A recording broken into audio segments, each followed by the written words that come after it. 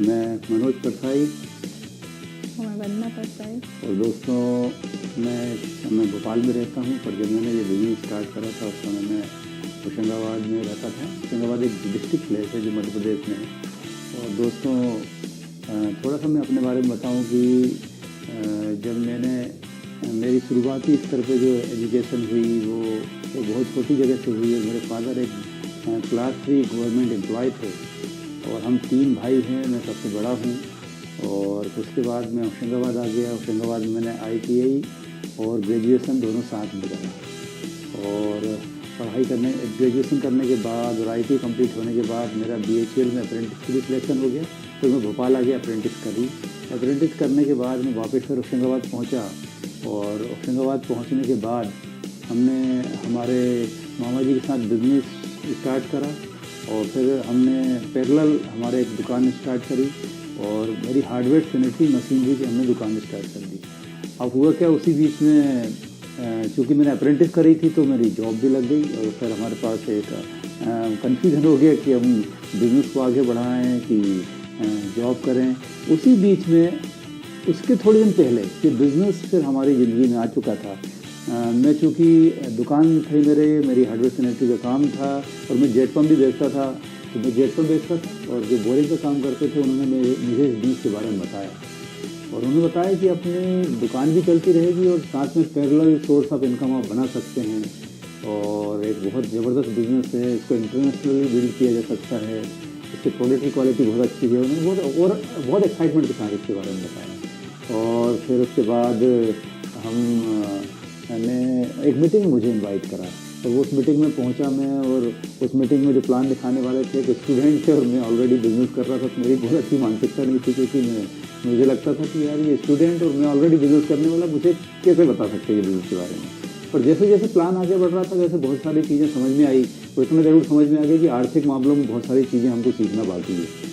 अब मैंने बताया ना कि जब मैंने ये बिज़नेस समझा, बिज़नेस समझने के बाद हमें हमारे जो अप्लायंस थे उन्होंने कुछ प्रोडक्ट यूज़ करने के लिए दिए और प्रोडक्ट बड़े ज़बरदस्त लगे, प्रोडक्ट की क्वालिटी बहुत बेहतरीन लगी। और कहते हैं ना जब प्रोडक्ट में दम होगी तो बिज़नेस तो चलेगा। और प्रोडक्ट की क्वालिटी से जब हम सेटिस्फाइड हो गए तो हमने बिज़नेस को ज्वाइन कर लिया क्योंकि मैं एक व्यापारी था, मुझे मालूम था कि प्रोडक्ट की क्वालिटी अगर अच्छी है तो बिज़नेस तो चलने वाला है।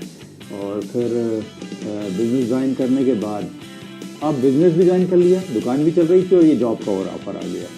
तो फिर मैं एक डिलेमा में था कि क्या करूं। और फिर चूँकि बिज़नेस में मैंने रॉबर्ट कियोसाकी की बुक पढ़ चुका था, उसमें हमने 4 जो क्वाड्रेंट होते हैं, 4 तरीके होते हैं बिज़नेस का हमारी इनकम बनाने के, उसको हम समझ चुके थे तो हमारे लिए निर्णय लेना आसान हो गया। और एक कहते हैं ना कि दूसरों की गुलामी से अगर तुरंत खुशी मिलती भी है तो उसकी बजाय अगर तकलीफ झेलकर हम अगर आज़ाद रहें तो ज़्यादा बेहतर है। तो हमने आज़ाद रहने का निर्णय लिया और हमने निर्णय लिया कि नहीं, हम तो बिज़नेस करेंगे, हमारी दुकान संभालेंगे और साथ में ये जो हमारा ग्लोबल बिज़नेस जो हमारी लाइफ में आ गया था एमबे बिज़नेस, उसको बिल्ड करेंगे। और फिर हम रोज़ 2 घंटे 3 घंटे ये बिज़नेस में टाइम देना स्टार्ट कर दिए और उसके बाद 2-3 घंटे रोज़ बिज़नेस के लिए निकालने लगे। अब सवाल ये होता कि हमने ज्वाइन तो कर लिया था परंतु ज्वाइन करने के बाद कंसिस्टेंसी नहीं थी। कभी काम करते थे, कभी नहीं करते थे, कभी मीटिंग में जाते थे, कभी मीटिंग में नहीं जाते थे। और उसी समय क्या हुआ, हमें एक मौका मिला कि हम अपने कोच के साथ मिले, हमारे जो बिज़नेस में हमको गाइड कर रहे थे उनके साथ हमने कैरियर काउंसलिंग करी, उनके साथ हमने प्लानिंग करी लाइफ को लेके। और उन्होंने बताया कि आप अपने जो ड्रीम्स हैं वो ये बिज़नेस से पूरे कर सकते हो। उन्होंने हमारे ड्रीम बाहर निकाले, शॉर्ट टर्म ड्रीम, कुछ मिड टर्म ड्रीम, कुछ लॉन्ग टर्म ड्रीम। उन्होंने हमारी लाइफ के बारे में पूछा। उन्होंने पूछा कि यार आपकी ज़िंदगी चल कैसी रही है। तो हमने बोला हमें सुबह से लेकर 8 से लेकर रात के 8 साढ़े 8 बजे तक तो हम दुकान में बैठे रहते हैं। तो वो तुम्हारे पास टाइम कहाँ है भाई, क्वालिटी लाइफ चाहिए, क्वालिटी इनकम चाहिए। और वहाँ से हमें समझ में आया कि नहीं, अगर लाइफ में कुछ सकारात्मक बदलाव करना है, कुछ क्वालिटी लाइफ को अचीव करना है, क्वालिटी इनकम को अचीव करना है तो हमको ये बिज़नेस को टाइम देना पड़ेगा। और वहाँ से फिर हमने अपनी प्रायोरिटी में ये बिज़नेस को रखना शुरू करा। और फिर उसके बाद वो कैरियर काउंसलिंग से हमारे लिए आसान हो गया और वहाँ से हमारे कुछ नॉन नेगोशिएबल ड्रीम भी बाहर निकल के आए जिनको हम टाल नहीं सकते थे। है ना। और उसके बाद फिर हमने हमारी प्राथमिकता में बिज़नेस आ गया। फिर मैंने मेरे बड़े भाई को पहले स्पॉन्सर करा, वो मेरे साथ बिज़नेस में आगे बढ़े, एमपीवी में जॉब करते थे और फिर हमारा बिज़नेस चलने लगा। 3% पे पहुंच गए हम, 3% पे। इसमें ज़्यादा पैसे नहीं आते थे, फिर हम 6% पे पहुंच गए। मेहनत करी, टीम बढ़ाई, लोगों को प्लान दिखाते थे, घर से बाहर निकलते थे रोज़ शाम को। हम और मेरे बड़े भाई दोनों हमने निर्णय लिए कि नहीं, हम शाम को घर से बाहर निकलेंगे। फिर उसके बाद 9% का बिज़नेस हमारा, हमने प्लान करा कि इस महीने 9% जाएंगे अपलाइन के साथ। मंथली काउंसलिंग ज़रूरी है कि महीने के महीने अगर अपने अपलाइन कोच के साथ आप बैठे, क्योंकि बिज़नेस जो है ना महीने के महीने आपको इनकम देता है, इसलिए आपकी मंथली प्लानिंग ज़रूरी है। और जब मंथली प्लानिंग हुई, हमने अपने कोच के साथ बात करी तो उनके साथ प्लानिंग हुई कि 9% इस महीने जाना। हमने जी तोड़ मेहनत करी और उस समय पता नहीं रहता था कि हमारा टर्नओवर कितना होगा। और 3 तारीख को पता चला कि हमारा 9% जाने में केवल 8-9 रुपये की परचेसिंग कम हुई थी। तो क्योंकि 9% हम गए नहीं थे और हम फ्लैक्चुएट हो गए, तो हमारे पास जो चेक आया वो 135 रुपये का आया और वो चेक हमारे पापा के हाथ में लग गया। पापा ने पूछा कि ये बताओ भाई कि तुम एक टंकी बेचने में कितने पैसे कमाते हो? बोले 500 रुपये। मैंने बताया 500 रुपये कमाते थे। बोले यार यहाँ तो तुमने महीने भर जी तोड़ मेहनत करी, 135 रुपये कमाए, तो कुछ गलत तो नहीं कर रहा है। पर उसी बीच में क्या हुआ था, एक बहुत बड़ा फंक्शन था। यस, तो फ्रेंड्स वहाँ पर जब हमने सक्सेसफुल लोगों को, बहुत सारे सक्सेसफुल लोगों को देखा, तो एक फेथ हो गया कि ये बिज़नेस केवल 150-200 रुपये, 500, 1000 रुपये का नहीं है, ये बिज़नेस कोई बड़ी चीज़ दे सकता है। और फिर उसी बीच में हमारे कोच ने हमको 21 सेंचुरी बुक भी दे चुके थे। वहाँ पर हम समझ चुके थे कि ये बिज़नेस हमको किस लेवल पे लेके जाने वाला है। अगर आप एम्प्लॉय हैं तो केवल आप अपनी एबिलिटी और टाइम पे इनकम बनाते हैं। अगर आप सेल्फ एम्प्लॉयड हैं, जैसे मैं था, टाइम पे इनकम बनाते हैं। परंतु अगर आप रिकॉर्डेड का बिज़नेस करते हैं, रॉबर्ट कियोसाकी ने बोला, तो वहाँ पर आप एक नेटवर्क टेक्नोलॉजी के तहत एक टीम जन बनाते हैं और अपनी एबिलिटी और टाइम को मल्टीप्लाई कर सकते हैं टीम के माध्यम से। और वहाँ से मुझे समझ में आ गया कि मैं अगर टीम बना लूँ तो मैं बहुत बड़ा कस्टमर बेस बना सकता हूँ। मैं जब मेरी दुकान चलाता था, मैंने देखा मेरे शहर के सबसे पुराना अगर किराने का दुकानदार है ना, तो 3 पीढ़ी से काम कर रहा है और उसके मैक्सिमम 1000 ग्राहक हैं। परंतु अगर मैं इस बिजनेस में 50-100 लोगों की टीम बना दूं और सबके अगर 20-20, 30-30 ग्राहक हो जाएं, तो जो 3 पीढ़ी में उसने काम करा, उस काम को मैं ज़्यादा से ज़्यादा साल 2 साल में हिट कर सकता हूँ। ये मुझे समझ में आ गया एज ए बिजनेसमैन। और वहाँ से फिर मैंने अपनी ये टीम बनाने का निर्णय लिया। और फिर 9% में चूँकि 135 रुपये का चेक आया था, पापा को बताया, परंतु चूँकि मैं विज़न देख चुका था, मैंने फिर अगले महीने मेहनत करी। मेरे कोच के पास गया कि इस महीने 9 नहीं, मुझे सीधे 15 जाना है। कारण ये था कि मेरा जो साथ वाला था वो 12% जा चुका था। तो अब जब बाजू वाला कोई आगे निकलता है ना, थोड़ा सा हमारे अंदर भी आगे बढ़ने की इच्छा जागृत हो जाती है, और वो होना भी चाहिए। और वहाँ से फिर हमने निर्णय लिया कि नहीं, इस महीने हम 15% जाएंगे। उसी बीच में फंक्शन था, उस फंक्शन 5 तारीख को फंक्शन था। मेरे कोच ने बोला कि फंक्शन में अगर आप ज़्यादा से ज़्यादा लोगों को अगर लेकर आ जाओ तो ज़्यादा से ज़्यादा लोगों का माइंड सेट हो जाएगा।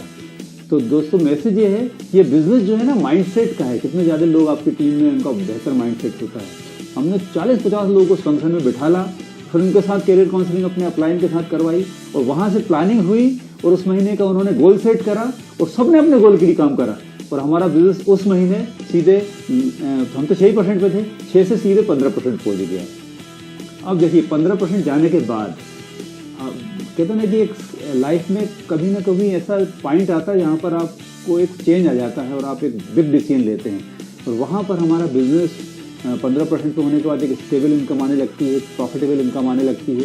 और उसी समय हमारे फादर को कार्डियक अरेस्ट आया, हार्ट अटैक आया और 2-3 महीने तक मैं जो भी घर में बड़ा था, तो मेरे फादर को मुझे सर्व करना पड़ा। मैं अपनी दुकान में भी टाइम नहीं दे पा रहा था और ये बिज़नेस में भी टाइम नहीं दे पा रहा था। पर वहाँ पर मैं कंपेयर कर पाया अपने ट्रेडिशनल बिजनेस से ये बिज़नेस को। उन 3 महीने में मैं दुकान में ना तो कुछ बेच पा रहा था, ना कोई वसूली हो रही थी, ना ऊपर वालों को पेमेंट पहुँचा पा रहा था। तो मेरा बिज़नेस बहुत कमज़ोर हो गया, राइट, और बिज़नेस कोलैप्स होने के कगार पे आ गया। और वहीं ये बिज़नेस चूँकि मैं टीम के माध्यम से मैंने 4 लाख का टर्नओवर बनाया था, तो मुझे रेगुलर 15% का प्रॉफिट आया।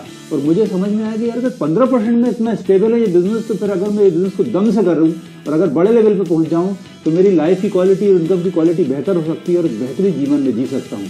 और फिर हमने दम से काम करा और अगले महीने, क्योंकि मैंने बताया ना कि हमारे साथ वाला सिल्वर चला गया, तो मेरे अंदर भी आग लगी और मैंने भी डिसीजन लिया कि इस महीने हम भी सिल्वर जाएंगे। फिर अपलाइन के साथ काउंसलिंग करी, प्लानिंग करी, महीने की प्लानिंग डिसाइड करी और जी तोड़ मेहनत करी और उस महीने हम सिल्वर चले गए।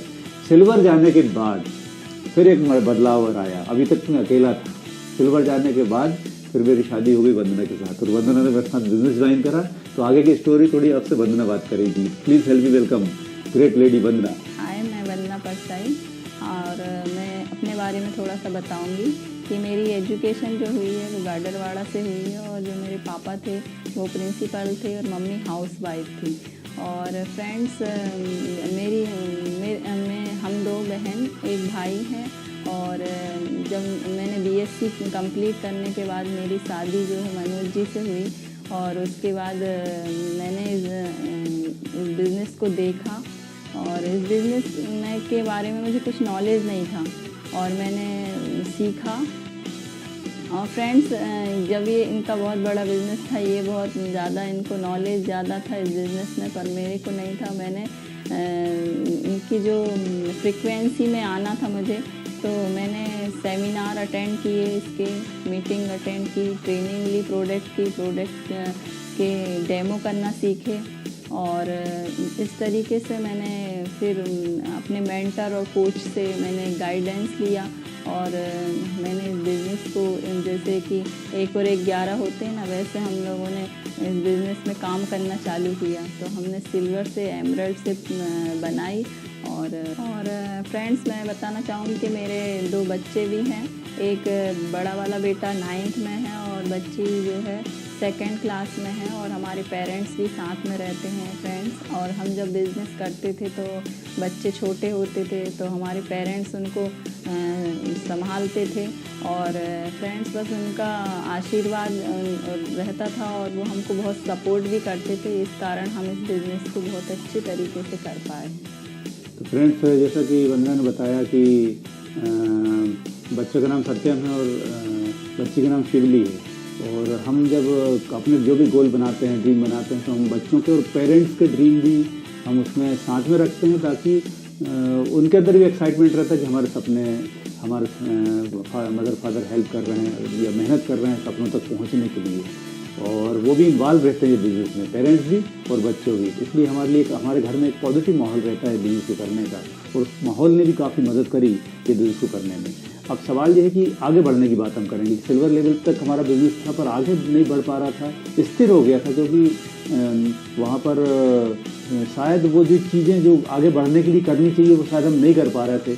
और कई बार क्या होता है कि जब हम कई बार कम्युनिकेशन गैप हो जाता है, ये कोच से या मेंटर से, तो हमारे साथ ऐसा होता है। तो उसी बीच में फिर हमने अपना इनके साथ काउंसलिंग करी, एक प्लानिंग करी, और उन्होंने एक मीटिंग प्लान हुई, और उसमें उन्होंने कुछ चीज़ें हमें काउंसलिंग बताई और कुछ स्टेज से बताई, जो क्योंकि हमारे कोच के साथ हमको कई चीज़ें ऑब्जर्व करनी पड़ती हैं, हर चीज़ को सिखाएगा नहीं हमको, कई चीज़ें हमको खुद को सीखनी पड़ेगी। उन्होंने कहानी ये थी कि उस कहानी ने मेरी लाइफ बदल दी। कहानी ये थी कि एक कुछ ऐसे पक्षी रहते हैं जिनकी बड़ी बड़ी चोंच रहती है, और वो शिकारी पक्षी रहते हैं, और वो मतलब जो मछलियों का शिकार करते हैं। और वो उसी बीच में वहाँ पर एक फैक्ट्री डल जाती है, और फैक्ट्री में से कुछ केमिकल निकल के और पानी में जाना शुरू हो जाता है, और वो मछलियाँ केमिकल खाने लगती है। केमिकल जब मछली खाती है तो मछली मरने लगती है। तो वो पक्षियों को मेहनत नहीं करनी पड़ती, शिकार करने की जरूरत नहीं, वो अपने आप उनको मिलने लगती हैं मछलियाँ, और बढ़िया लाइफ चलते रहती पक्षियों की। उसी बीच में सरकार डिसीजन लेती है कि यार पॉल्यूशन के कारण शायद पक्षी इतने मर रहे हैं, मछलियाँ मर रही हैं, तो क्यों ना जीव जंतु मर रहे हैं, तो ये फैक्ट्री को शिफ्ट कर दिया जाए। फैक्ट्री दूसरी जगह शिफ्ट हो जाती है, और जब फैक्ट्री शिफ्ट हो जाती तो मछली की जगह पक्षी मरने लगते, क्योंकि वो शिकार करना भूल जाते। और फिर वहाँ के कुछ बुद्धिजीवियों को बुलाया जाता है, और उनका डिसीजन, मतलब उनके साथ प्लानिंग की जाती है कि क्या करा जाए कि ये दुर्लभ प्रजाति को बचाया जा सके। तो वो लोग बोलते हैं कि यहाँ पर कुछ बाहर से शिकारी पक्षी लाके छोड़े जाएं, और वो लोग इनके साथ शिकार करें इनके सामने, तो इनके अंदर भी शिकार करने की प्रवृत्ति बनेगी, और वो ये भी सीख जाएंगे कि शिकार कैसे करते थे हम पहले। और वही होता, कुछ बाहर से पक्षी लाते हैं, और वो उनके अंदर भी शिकारी प्रवृत्ति डेवलप होती है, और वो प्रजाति बच जाती है। तो बात वही थी कि हम कंफर्ट जोन में आ गए थे, हमारी शिकारी प्रवृत्ति शायद कम हो गई थी, और हमको भी समझ में आया कि हमारी टीम में भी डुप्लीकेशन हो गया है, तो हमको कुछ शिकारी पक्षी लाने पड़ेंगे। हमें अपनी टीम को बढ़ाना पड़ेगा, और लोगों की संख्या बढ़ानी पड़ेगी, नेटवर्क को आगे बढ़ाना पड़ेगा, ज़्यादा लोगों को ज्वाइन करना पड़ेगा। और हमने बहुत प्लान दिखाए दोस्तों, बहुत सारी लेग्स को स्पॉन्सर करा, नए नए शिकारी पक्षी लाए। और दुनिया में दोस्तों 2 ही वैरायटी है, आप या तो शिकार होते हो या शिकारी होते हो। अगर आप शिकारी नहीं रहते तो शिकार तो बनना आपकी मजबूरी होती, हर आदमी आपको शिकार करेगा। आपने अपने सपने लिखे हैं, आपके दोस्त आपको शिकार करेंगे कि भाई एंड में थे, बहुत दिन हो गए, आगे नहीं बढ़ रहे हो, है ना। आपके रिश्तेदार आपको शिकार करेंगे, बच्चे भी बोलेंगे कि पापा हमसे तो 90% की बात करते हो, आप तो 21 भी नहीं जा रहे, राइट, ढंग से।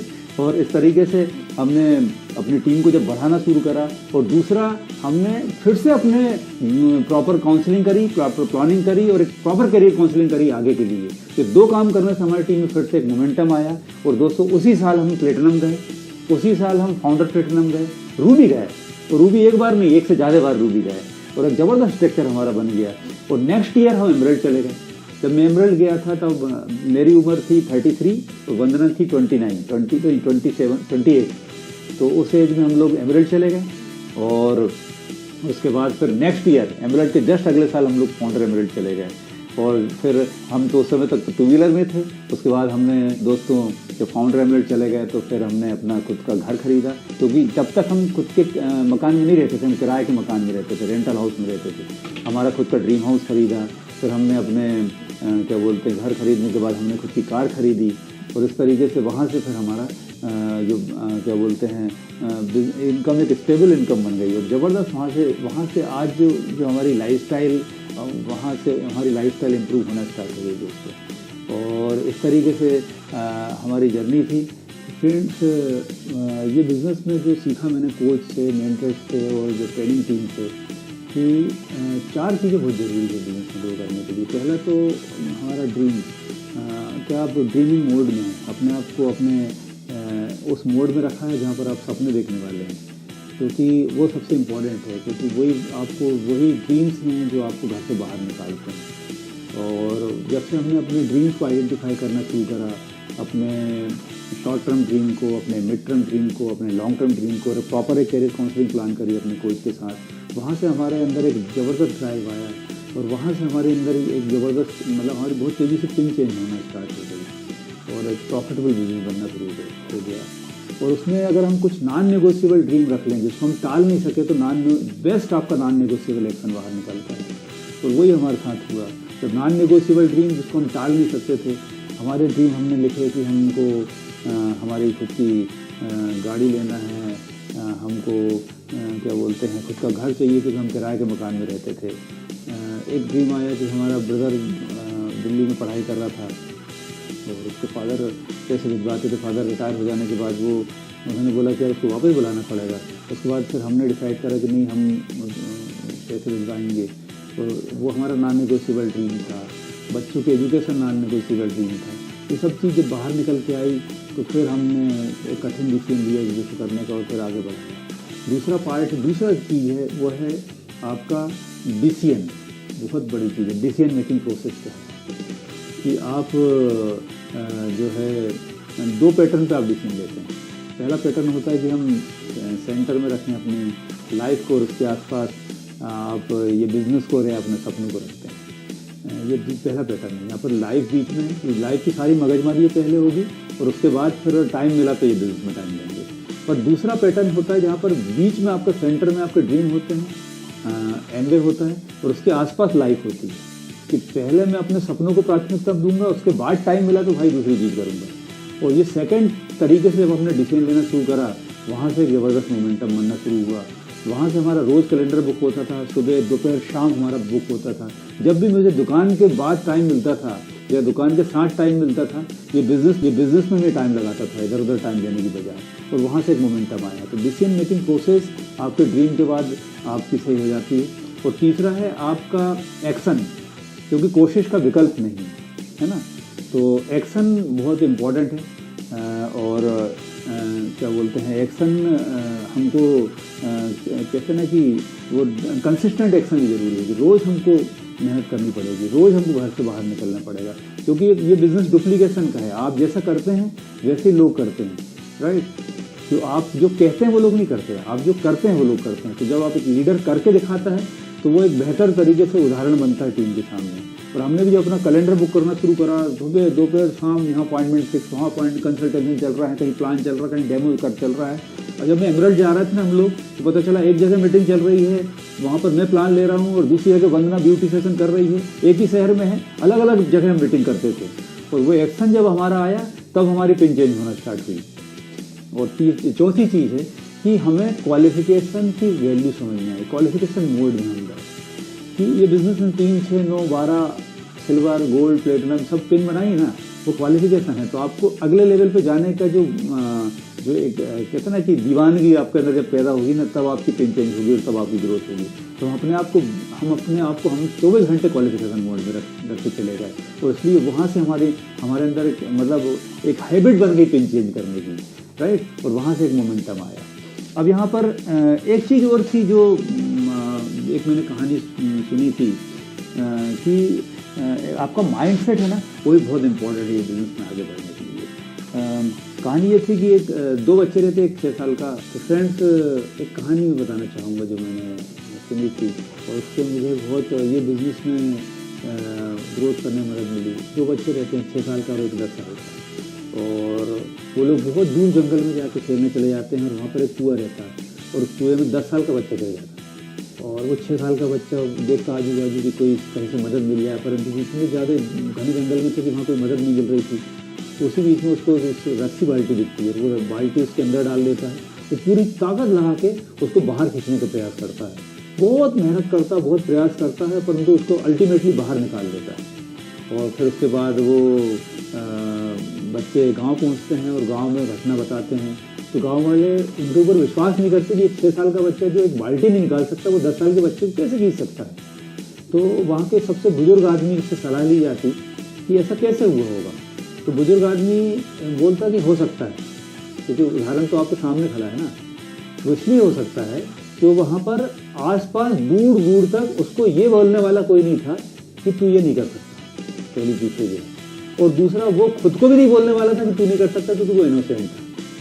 तो यहाँ पर वही बात है कि जब मैं इस बिजनेस में हम लोग बन रहे और हम एमरल्ड जा रहे थे, फाउंडर एमरल्ड जा रहा था, या अभी हम डायमंड जा रहे हैं, तो आपको बस यही ध्यान रखना है कि अपने आसपास आपको वो लोगों को नहीं रखना जो आपसे बोलते हैं कि आप नहीं कर सकते, और अपने उस माइंड को भी आपको प्रोटीन, न्यूट्राइट, डेयरी और ओमेगा नहीं खिलाना जो आपको बोलते हैं कि आप नहीं कर सकते। आप उस माइंड को आप पॉजिटिव डालो, या उस माइंड को आप डेवलप करो जो आपसे बोल सकते हैं यू कैन डू इट। और बस यही हुआ कि जब हम इस बिजनेस में आगे बढ़ रहे थे, तो हम उन लोगों से दूर रहे, हम उन लोगों का एसोसिएशन को हमने त्याग दिया जो हमसे बोलते थे कि तू नहीं कर सकता, और हम लोगों ने उन लोगों का एसोसिएशन लेना शुरू कर दिया जो बोलते थे कि आप कर सकते हो।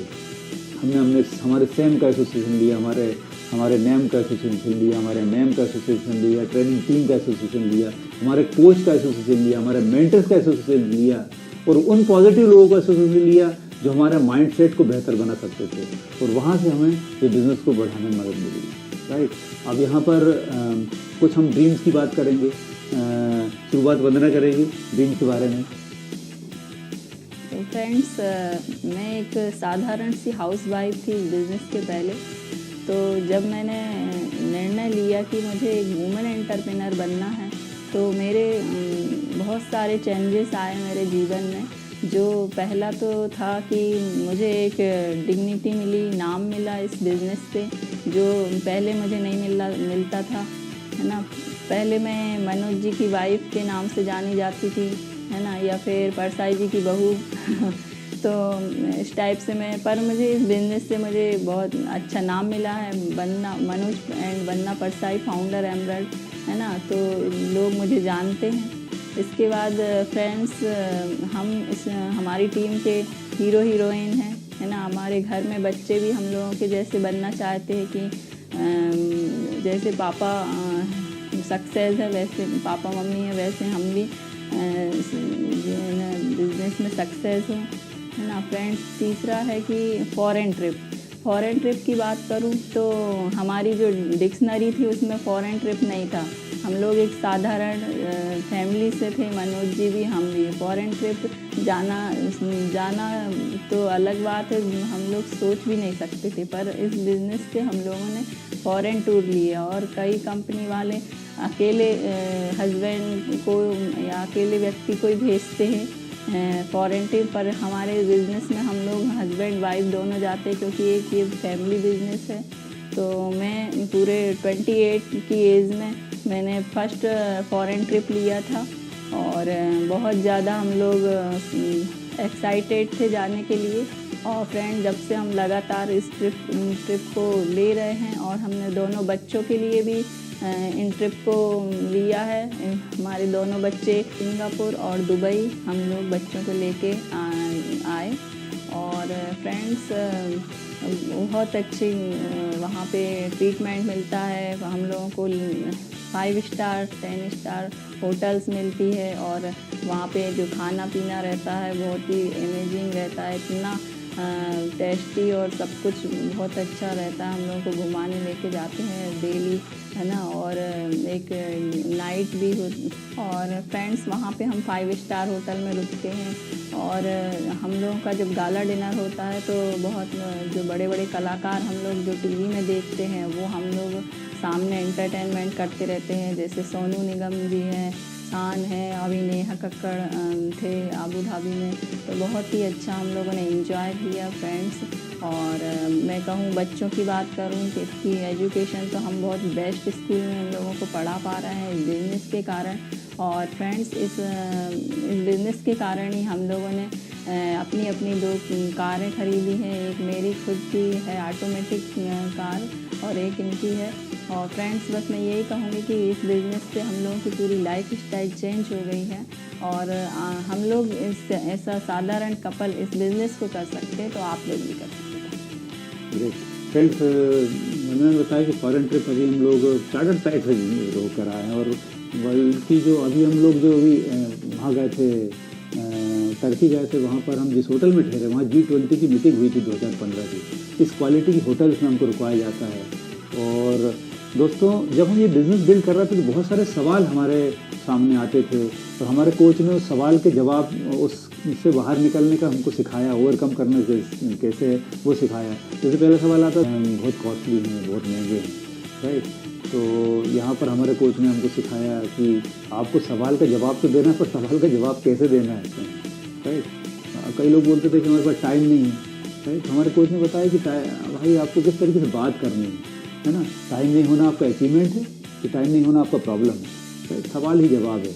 और दूसरा, हमने कोर सेलिंग स्किल बुक पढ़ी, उससे हमें समझ में आया कि हमको फील्ड सेल फाउंड के तरीके से हमको जवाब देना है ना। इस तरीके से हमको एक कई सवाल ये आता था कि भाई, और जब से कोविड आने के बाद हमने अपने बहुत सारे बदलाव करे बिजनेस में, और उसी कारण से लास्ट ईयर हमारी टीम में 6 लोग प्लेटिनम गए, 2 लोग नए फाउंडर प्लेटिनम गए, एक नया एमरल्ड गया। उसका कारण ये था कि समय के हिसाब से हमने अपने आप को बहुत तेज़ी से बदल लिया। दूसरा, हमने अपने कोच के टच में रहे।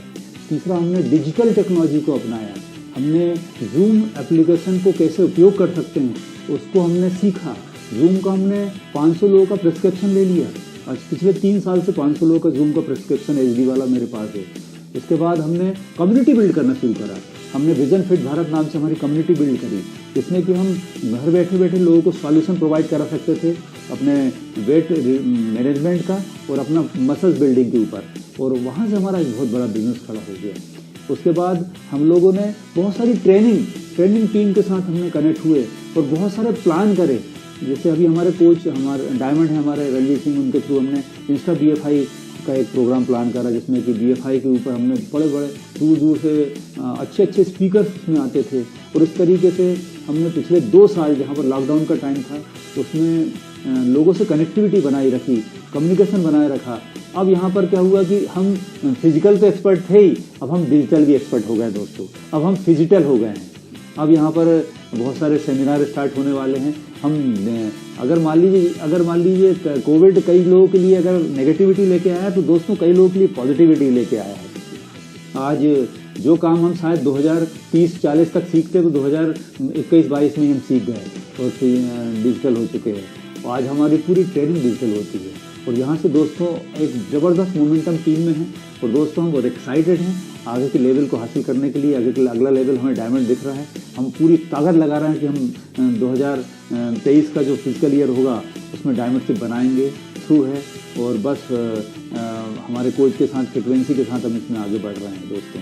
और दोस्तों, आगे का मैसेज ये है कि मैं और वंदना अगर सिंपल फैमिली में होकर ये बिजनेस कर सकते हैं तो आप भी कर सकते हैं। Thank you so much for diamond.